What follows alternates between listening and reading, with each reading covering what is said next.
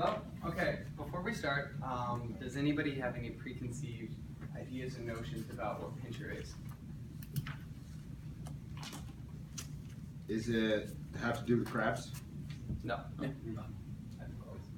even close. Any other guesses? Something to do with finances? Exactly. So what it is it's penny pinching your way to financial freedom. Which essentially what we're talking about here is a comprehensive financial and life planning tool. We'll go into detail of what that exactly means. I'm Robert Juckness. Raleigh Irma, Fahad Khan. So what is Pincher? Pincher is a web service. It's dedicated to providing comprehensive financial planning resources and education to the underserved market.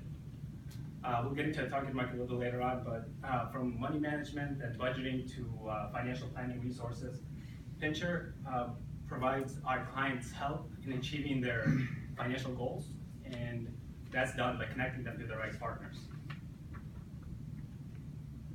So what is the problem? What's the pain point?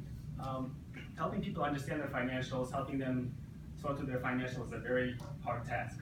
No two clients are alike, and a lot of the times people are confused, especially in our target market, and you'll learn more about that later. So our primary target of over about 100 million people, and we're going to dive into it later, in the United States are lacking an understanding of financial guidance, and they need help. So why are they lacking understanding? Number one, there's a perception that financial guidance is very expensive. Number two, there are complexities of account setup. A lot of people, when they hear Morgan Stanley, Wells Fargo, Bank of America, they get scared away.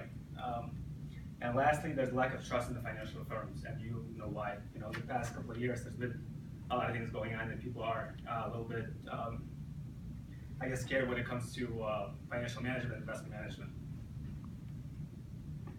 So why Pincher? Mainly, Pincher will help establish relationships between our client and the financial firm in the most beneficial way to our client.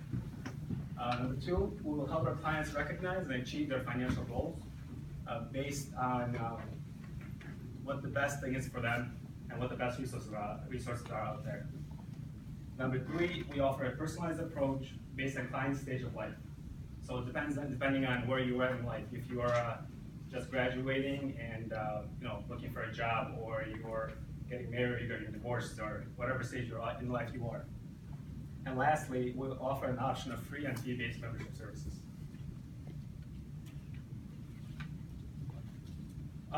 When it comes to our target market, yearly income of middle-class population in the United States, and that's in a high level, that's our market, middle-class people in the United States, and we'll get into a little bit more.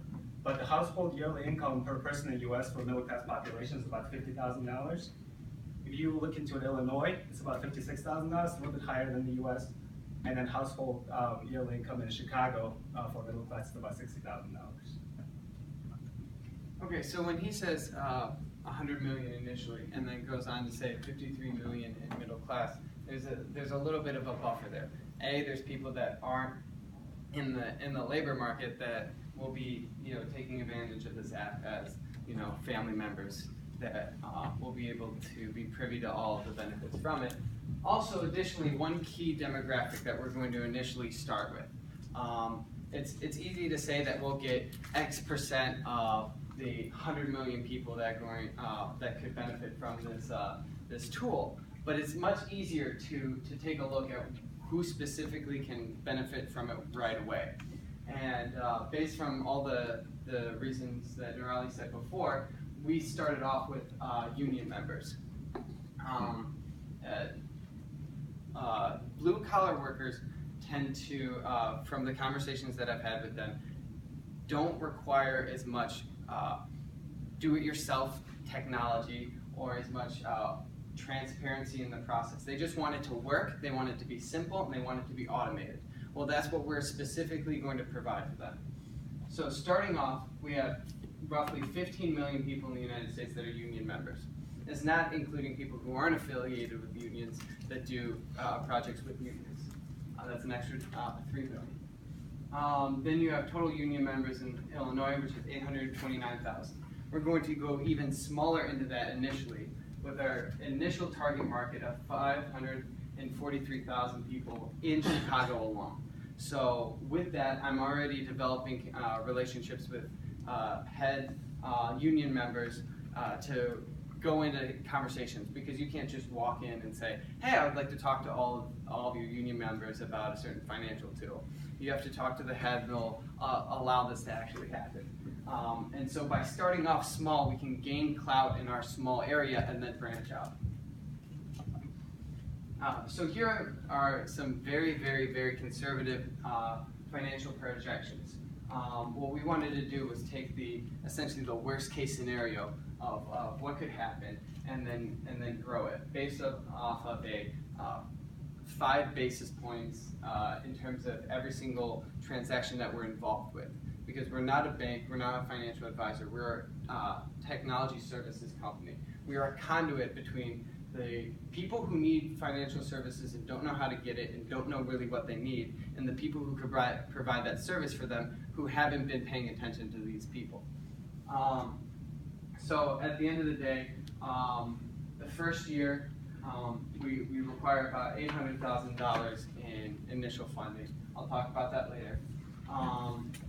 With over 5 years ending up at total book value of $26 million with a net profit of $18 million. Return on equity from what we're currently asking for will be 70%. Now, this does seem like a bloated number, and the reason why is due to the extreme low cost of goods. Essentially what we are, because we're a conduit, we're not spending a lot of money on the actual services itself. We don't hire financial advisors. We will have some to help steer the communication along and help deal with the coding, but we don't actually hire them to do the service. For that reason, we have very, very low expenses. You can go to the next slide, and we'll go into actual fundraising and scalability, because this is what's the most important, right? So to begin with, what we really need is we start off with $25,000 of our own money, and then we need an influx of $125,000 the first month, the second month, and then in April, and then as well $250,000 in July. These two aren't 100% needed. They're to create a buffer and to eliminate the uncertainty of becoming insolvent. Essentially after May, we do have negative cash flow, but we'll be able to cover it with all the cash that we have.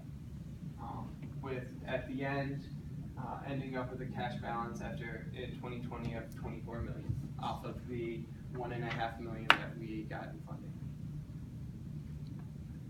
So when it comes to our competition, there are a few companies out there. We think that these are the most worthy ones to talk about. So there's Wealthfront, there's Betterment, and there's LearnVest. Wealthfront and Betterment are very similar. There are investment management companies. Like I mentioned earlier, they're the Morgan Stanleys and the Wells Fargos of the online world. They charge you a low-cost fee, and they basically manage your money. There's no financial guidance. There's no financial education. It's more for people that are financially savvy, more affluent, do-it-yourselfers, like Rob said. And then when it comes to LearnVest, LearnVest is somewhat similar to what we're proposing, but at the same time, the target market is completely different. They're looking for people that are, more like us, I guess, more financially savvy. They know what they're doing. We know what we want to do with our money in the future. We know what their goals are, and for that reason, they charge a $300 fee to join, and they charge $19.99 a month as a subscription fee. So when I was taking a look at market research, I initially took a look at affluent millennials and affluent Gen Xers, as well as upper middle class Gen Xers. And turns out what they want is one of these, where they can essentially robo-investing that they can take a look at, and they can adjust and titrate and everything else, but they initially have to put down that money. So they're still making all the financial decisions for themselves. at this stage, there isn't anybody that's solving the problem that we're solving right now. There are people that are solving an age-old problem that's been offered multiple different solutions, but they haven't addressed this age-old problem that has been become increasingly more realized with the collapsing of the middle class. So just real quickly on a side note, for Wealthfront, they raised 130 million in 2008, and Betterment raised about 100 million in 2010. LearnVest raised about 73 million, and they got acquired by Northwestern Mutual in 2015, actually just recently. Any questions? I have a couple. What's the minimum investment that somebody can make? No minimum. There's no minimum, so they can do like a penny.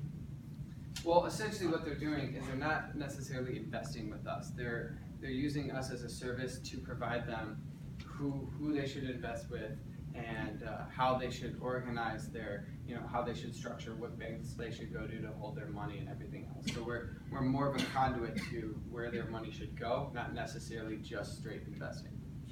And you guys are targeting union members, right? Mm-hmm. What's the typical disposable income for them? Like, is there a reason why they're not doing this already? We don't have the number on their disposable income. The average salary is around